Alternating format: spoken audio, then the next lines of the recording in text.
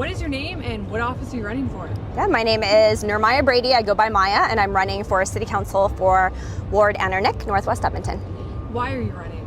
I'm running because I feel like Edmonton needs a young, fresh perspective, someone to bridge the gap between the new generation and I guess, the status quo, looking to shake things up, bring some energy. Kind of feel like Edmonton is running in circles, so I'm looking to, bring forward that perspective, bridging policy, bridging, work experience with the small business side. So looking for something new. On that note, what was your most recent job? I'm a small business owner, so I am still multi-business owner, so I'm still doing those.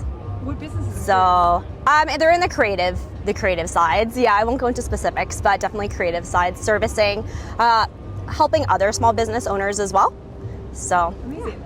If you are elected, what would be your first priority to fix?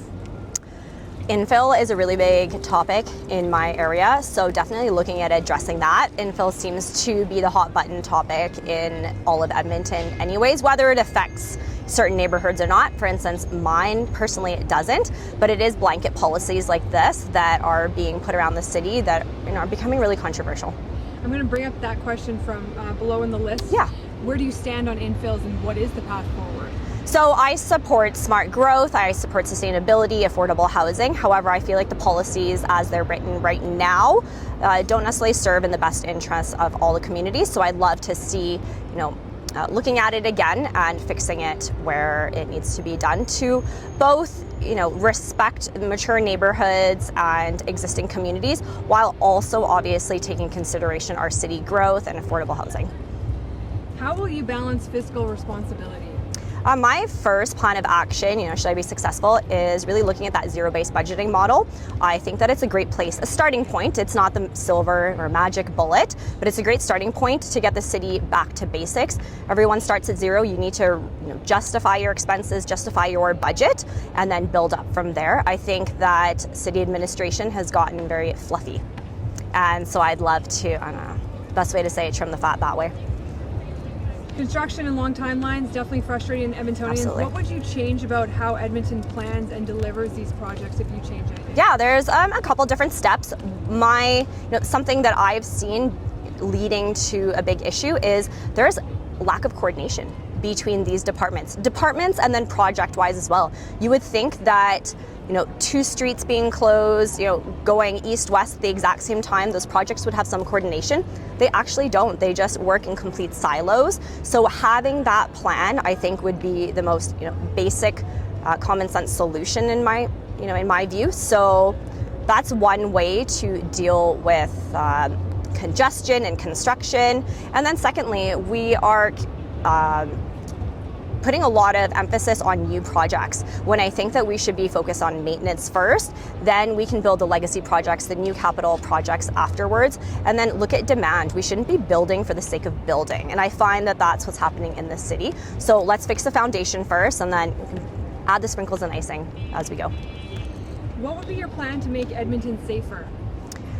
There needs to be a combination of support, preventative support and enforcement, as well as just eyes on the street. I feel like with the Edmonton police, especially since the pandemic, there has been reduced patrols, reduced beat cops, and police are not the magic solution. We need wraparound services, and in order to make Edmonton safer in general. So definitely put attention and funding towards those services and preventative services.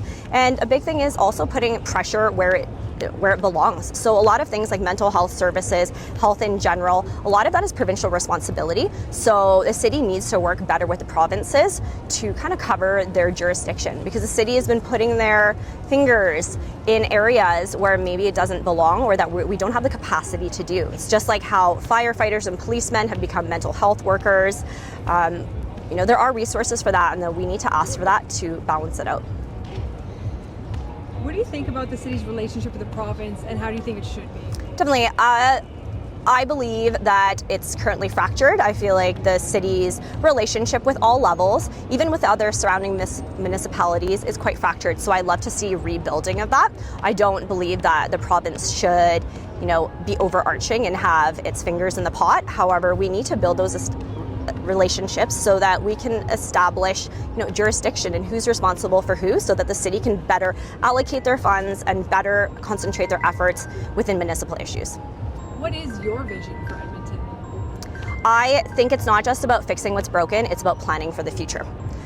We can talk about how Edmonton used to be better or things pre- post-pandemic.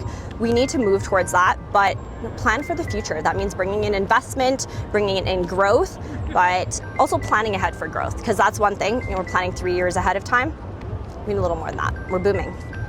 If you are elected, what's one thing you want people to remember you accomplished at the end of your term? I think someone who's just brought action forward. There's a lot of talk, but just me as a person, just very action oriented, very go, go, go. We want to see results, not just talking about things, but people want to see things they can physically see, touch, feel, experience. So.